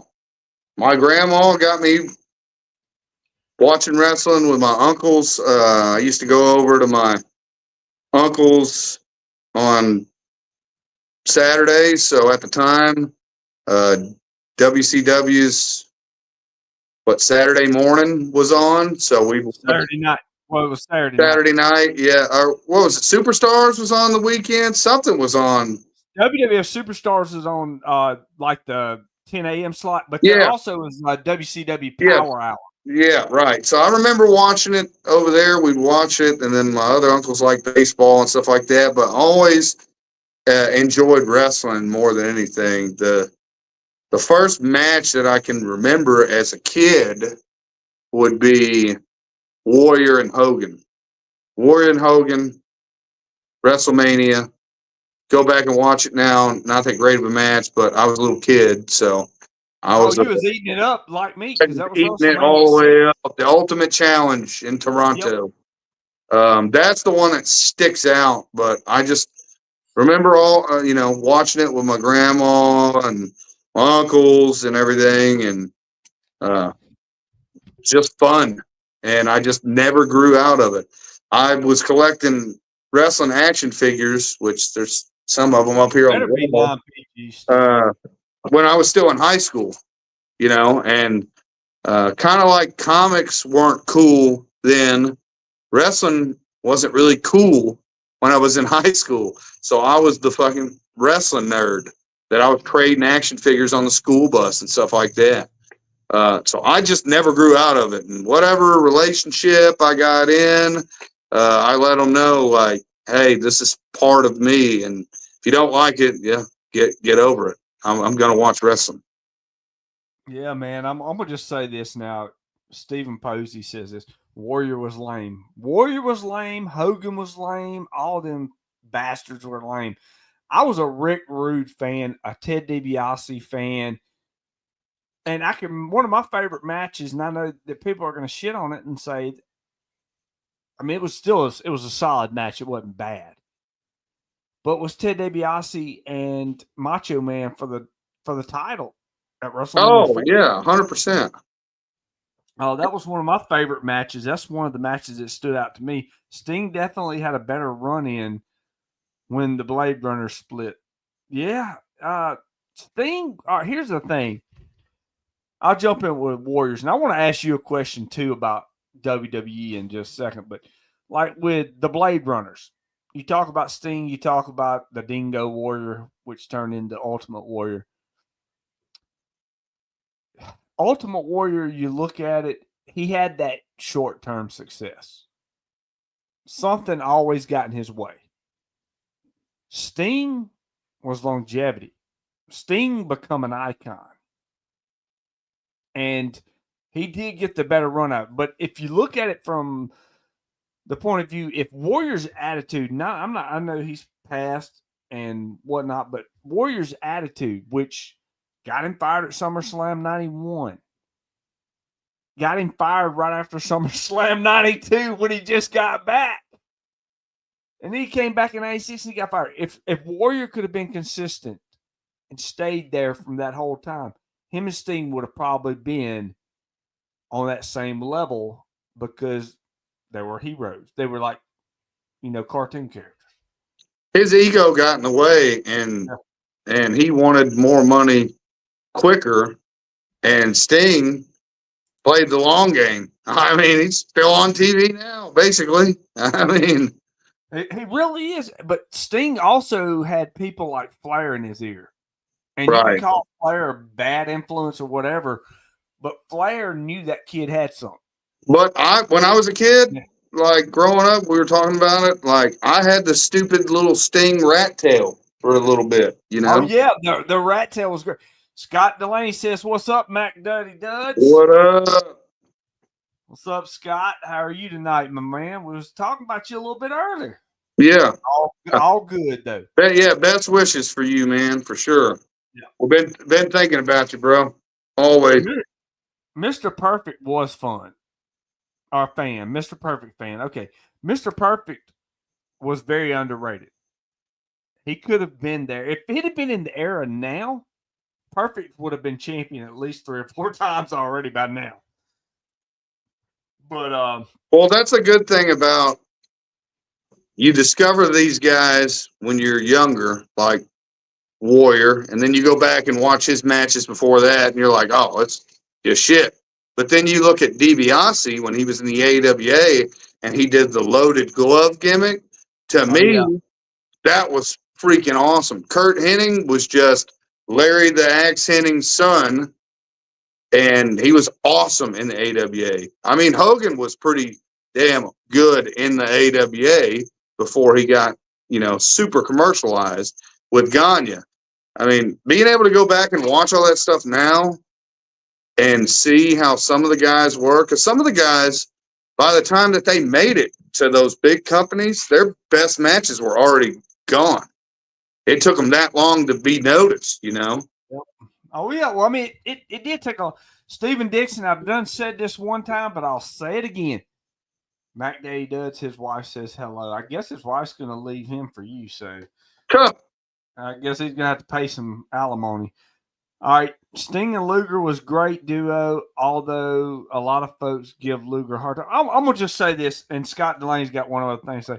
Mac Daddy Duds always been a class act and much love and respect. That is, I'll vouch for that. All right, let's get to this. Sting and Luger was a great duo. All right, they were best friends.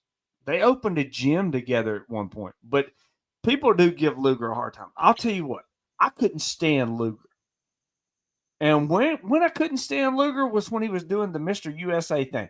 When he was the narcissist, I loved it.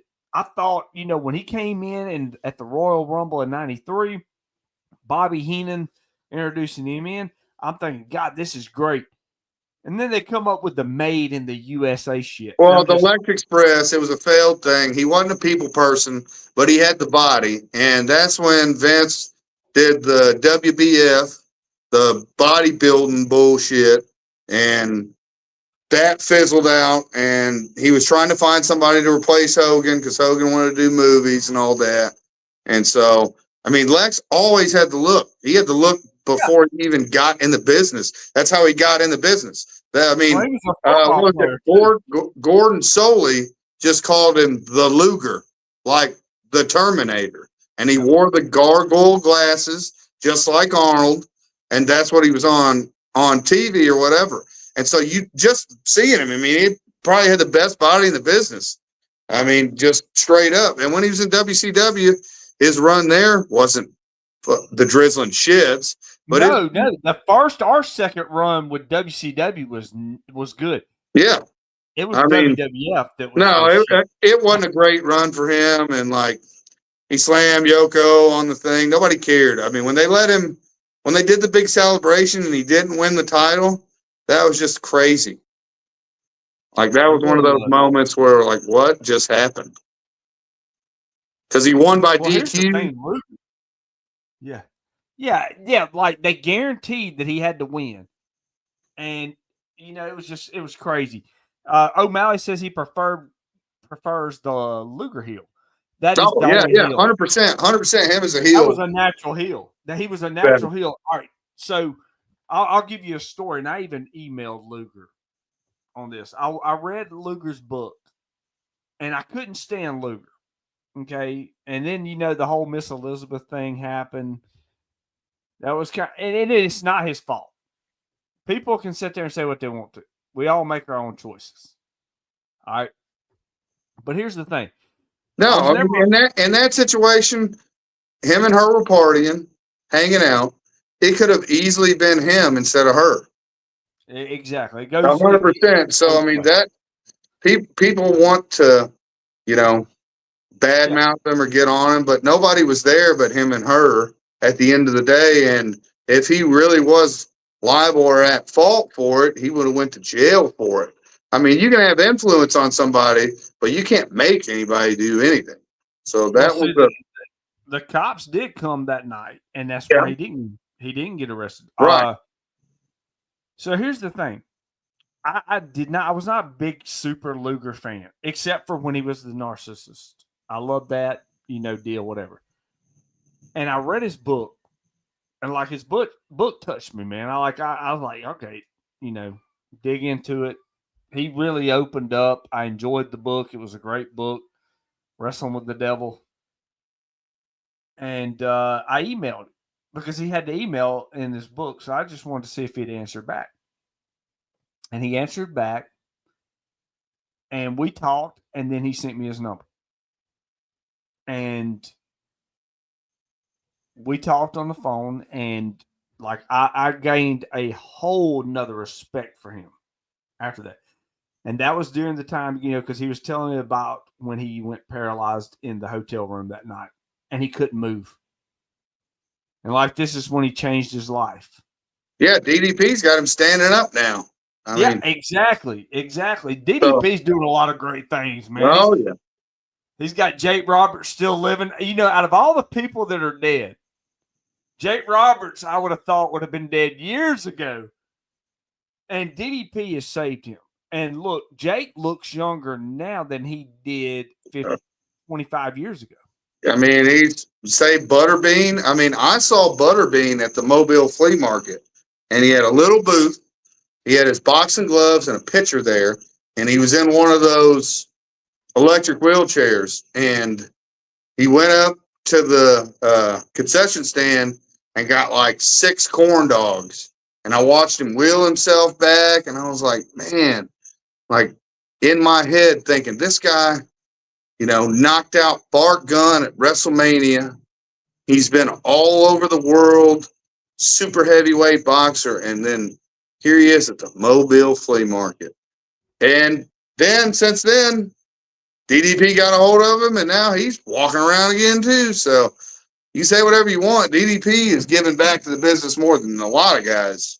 Well, I don't know if you know this. I've seen Butterbean just a couple of months ago, back in April. He owns Crusade Pro, and I was on his first show, and just seeing Butterbean move around was No, I had no idea he had a company. That's awesome. Making a joke. Steve O'Malley, I get it. Macho King was amazing run. Yes, Macho King was great. Him and Sherry Martel doing that deal was great. But you remember Joey Abel, right? From Battle Zone. All right, that's who I was talking about. Was Butterbean running promotion again? He's out moving around. But all right, Danny Parker's got a question for you. What is a good gimmick to use in professional wrestling? The brave one. Anything that you come up with that can be marketable and relatable, because coming up with a gimmick is not as easy as it seems. You have to come up with something that you believe in and you're going to commit to, and it has to be a part of you. Mac Daddy Duds is a part of me. Every time that I'm at the gas station and I'm standing in line and someone's going slow in front of me, Matt Dudley can't say what he wants, but Mac Daddy Duds would say whatever he wanted, right? You got to be able to feel it. You got to be able to believe it, because if you don't believe whatever you come up with, then it's going to go nowhere. Well, if you don't believe it, nobody else is going to believe it. No, I mean, the crab man's only going to go so far. You know what I mean? Are we taking the dig at MT2 now? I mean, I'm sorry. I don't know if that's who that was portraying that. I'm not sure. Say that name out loud. I've never seen something as dumb in a ring ever as I had seen that night. Funny to someone maybe, but you don't see that on a T-shirt anywhere, But I've met a bunch of guys over the years that they come up with this gimmick, and Taker went from being the Undertaker to the American Badass, and I've seen guys try to be these badass bikers that aren't badass bikers. That's not a dig around anybody around here, but it's like, if it's not, like I said, if it's not believable, nobody cares. Like when you see O'Malley and you see him on the microphone, you believe that O'Malley is O'Malley. You believe Chris Black is Chris Black.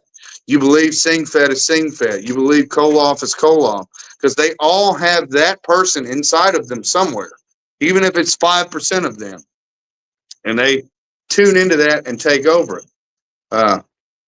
I've told you before, my first gimmick, the first match I had, was Torch. I thought that in my head that was going to be something, and Torch, the flame burn out that day. That was the beginning and the end. Yeah. So, I mean, it's not easy coming up with a gimmick, and you've got to come up with a gimmick that people want to pay to see. Nobody wants to pay to just see Matthew Dudley, the regular old guy, get in the ring and square off with somebody. But people are willing to pay for Mac Daddy Duds, or at a time were willing to pay to see me wrestle. So you want to pick a gimmick? It's got to be marketable. Well, and I want to throw this out there since we're talking about it. And we've done stuff together. And I've managed you and whatnot.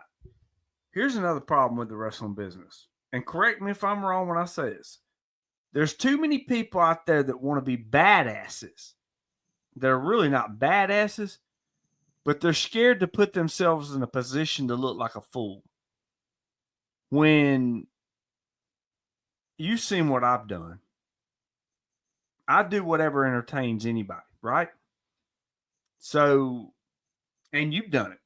You do it all the time. Yeah, I mean, I told you, I've shaved my head. I've We're done not whatever, scared to do it. done whatever for the greater good of the show.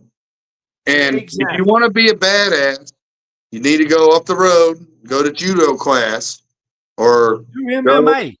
Go to an MMA, MMA. or a tough man contest, and at least put your hands up. You know, there's several things that you can do if you want to go be a legitimate badass. But this is pro wrestling. This is entertainment. If you're not willing to entertain, then you might as well get out of it. I worked with Exactly. Binky Jordan. I work with Binky Jordan at Diamond. Some guys may be homophobic and don't want to work with someone like Binky, right? Binky's a great guy. He's probably more of a badass than 95% of the roster, because I bet if I told Binky, let's go kick this guy's ass, you know, Binky would be right beside me. I could call him right now and he'd come over here. And I got respect for him because he is who he is. Binky Jordan is Binky Jordan.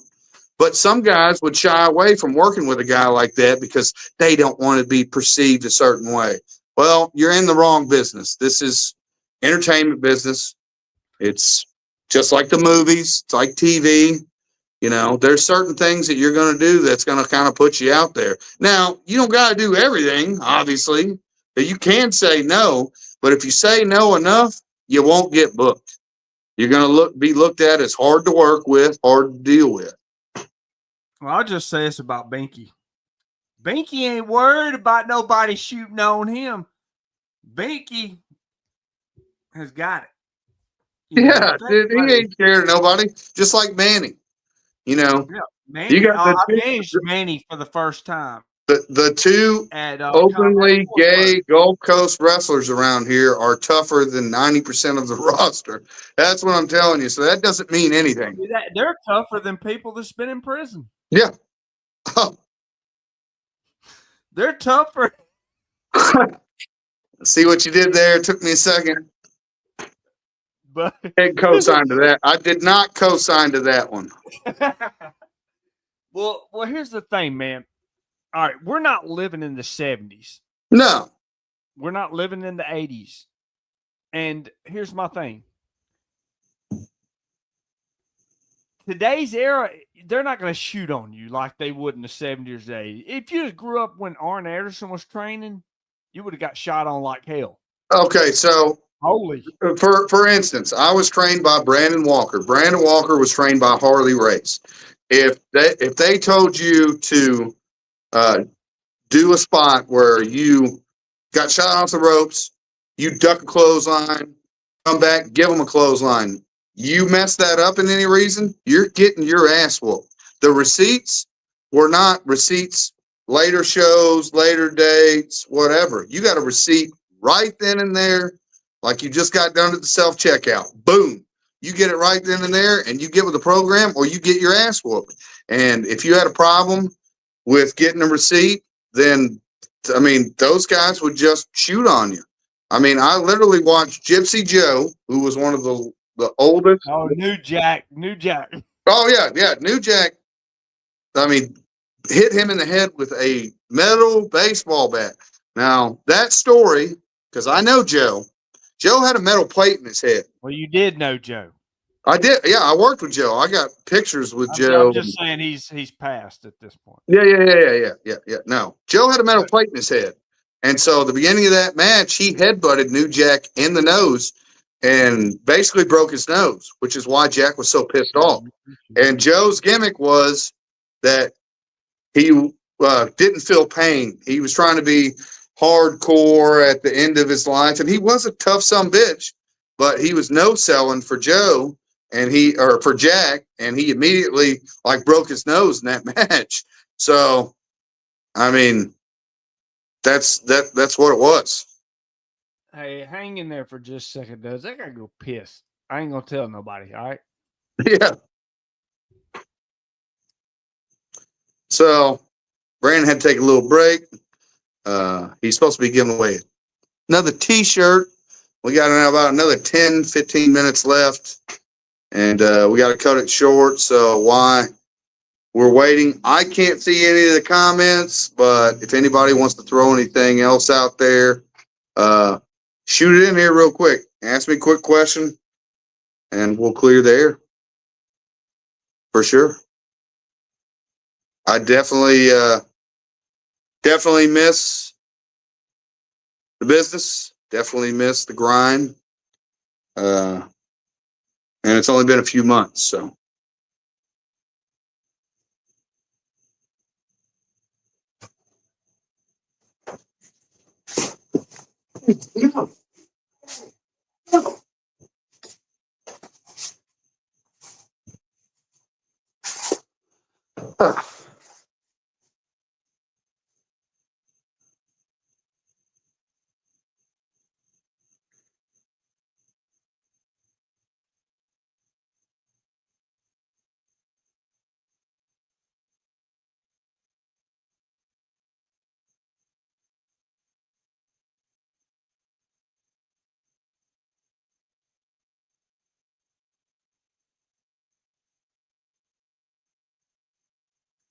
I feel like Garth on Wayne's World right now. You are Garth on Wayne's World. I just Whenever pissed through Wayne 2 stoplights. leaves the set, no, you'll never be a legend like me. But I didn't have to poop. I had to piss. I pissed through 2 stoplights. Mm-hmm. Had the Englands. No, no. Yeah, no. So we're about to get off the rails here, and after I told we're you that already off the rails. I told you there was no way we'd talk for 2 hours. You have to give away your other T-shirt. I gotta give away my and you T-shirt. gotta reel it Get in. out of here. Yeah. All right, so here we go. Bald ass head still scares me, duds. That's what O'Malley said. Do you see yourself long road trips anymore if you come back? Brian says. Brian, doing this. you said Brian Blodelware? Ryan Razors. He said, Brian. I mean, and for the right circumstances, I mean, I did wrestling for a cure for 8 years, 9 years. I mean, and that was a free show. Wasn't getting paid for it. It was for St. Jude's. I mean, that's the belt hanging up behind me. I had the belt for so long and was undefeated for so long that they let me retire that belt. Whenever I left there, this will be the first year that I'm not involved, which their show's coming up next month. We raised over $70,000 for St. Jude. So never say never. Now, am I gonna travel? What? Steve O'Malley said it was Dudley Monday. It was we almost seen the little Dudleys. Oh no, we did not. Negatory. Well, no, what happened was, so this is what happened. I'm out in my shed. This is my private area. I got the door locked so I could do this show with you. And spoiler alert, John Taylor lives with me. And that sack of shit just tried to come in through a different door in the shed. So when you went to piss, I just had to shoo John out of here. So that's what just happened. He was trying to bring a lay in or something. I don't know what he was trying to do. I'm about to go put my foot up his ass in a second. All right, we got a winner, and then Duds.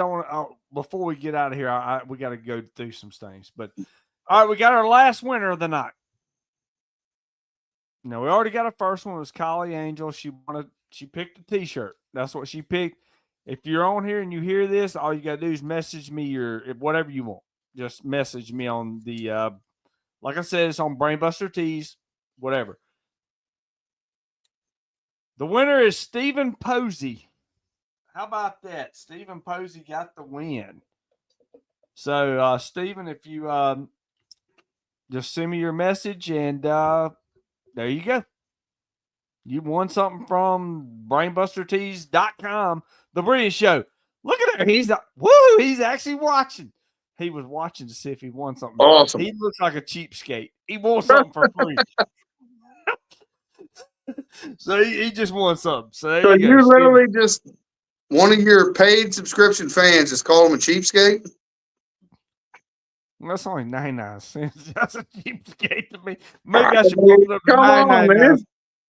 man. Steven, you're not a cheapskate.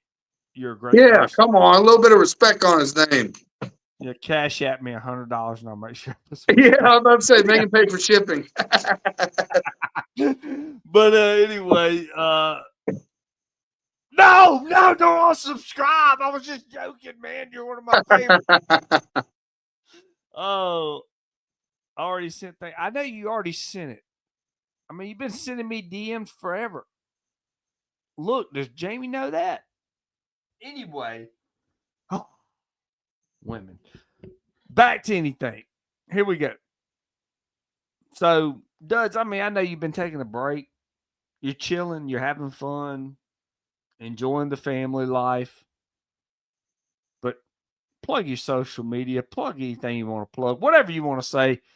Get the floor is yours. I mean, right now, like I said, the whole time that I've been on this run for the last 6 years, I haven't really taken a break at all. Even through my friend's wedding, my best friend passing away. There's been a lot going on personally, a lot of sacrifices that I had to make. I'll never be completely done with wrestling. Like I said, I haven't retired until you see those boots in the middle of the ring. There's still a chance. Now, will I ever get to a point where the stars will align again and it's worth me coming back? I don't know. I have to be invested, and the fans have to want to see it. If the fans don't want to see it, then I don't need to wrestle anymore. I have been heavyweight champion, Gulf Coast champion, tag team champion, at one time light heavyweight champion. I've had championships across the board. I've met a lot of people over the last 20 something years that will always be in my heart. You are one of them. No matter what, if I'm never around the wrestling business, I still feel like I could give you a call if I needed something. And you're not the only one. There's plenty of guys right here. If I needed them right now to soldier up with me, they would be right by my side. And that's respect. And I earned respect. I lost some respect. I earned some back. But I've always shot it straight with the boys, with the promoters. I've not spoke up enough sometimes whenever I felt like I was being done wrong, but that's just my personality anyways. I'm the kind of guy that will lend you money and you not pay me back, and I just won't lend you money again. You know, it's just what it is. But as far as the business goes, I ain't done yet. Well, I got one thing to say before we do completely wrap it up. Let's talk about Brandon for just a second. And not me. But I met Brandon on several occasions. And when we talked about him passing, broke my heart. Because I know you remember. And I laugh about this because do you remember the show that I ran in Waynesboro for CWL, Combat Wrestling League? 100%, because he ran the door for you, and I lost a $100 knee brace there. So I will never forget that, because when I got to the next show, I was missing my knee brace. I don't even remember who I wrestled that night. Couldn't tell you. It was the dude out of Texas. What was his name? Damn, he was a big dude. Oh, too. the Scottish guy. That's what it was. Yes. Yes. But you know what? When you walked into that building It was the old Wayne County Fairgrounds. Like Bisqueen was all in the building. There was old like antique shit in there. It looked like a crack house, did it not? It was rough for sure. Oh my God, man! Not the roughest of venues that I've been in by far, but it was definitely a little bit beat up. There was another thing that happened that night. It was the first time that Ray Fury and Vladimir Koloff had a match as well. That was the main event that night. You had Charlie Ace and Sammy Riot and Eric Black in a match. You had so many good things going on that night. So that night I didn't know Ray. He didn't know me. And all of the money that I bring to the ring, I had my bag open and he just saw all this money laid out. And he was like, what the hell? You know, somebody's going to steal all their stuff, man. Like, you know, and he shut my suitcase because he thought somebody was going to rob me. So that was always a funny thing with me and Ray Fury. Oh, Ray, man. Great. I mean, it's just great. Things are great. But thank you for joining us. Hang in there for just a second, though, brother. Willie Buck, we'll see you tomorrow night. We got Steve O'Malley tomorrow night, and I can tell you this right now. I've been compared to the Howard Stern and Jerry Springer show here on Facebook with wrestling. Tomorrow night, all that goes out of the way. We're going to be Larry Flint tomorrow night. Oh, God. So Howard Stern and Jerry Springer will have shit on Larry Flint tomorrow night. We'll see you tomorrow night. Kenny Crabb from the trailer park. I guess he just got tuned in. He says, hey, all right, y'all have a good night. Yep. Thank you for joining us. Well, appreciate y'all. Later.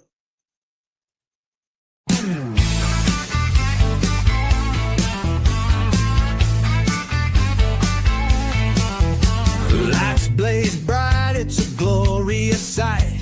The champ of the mic owns the night.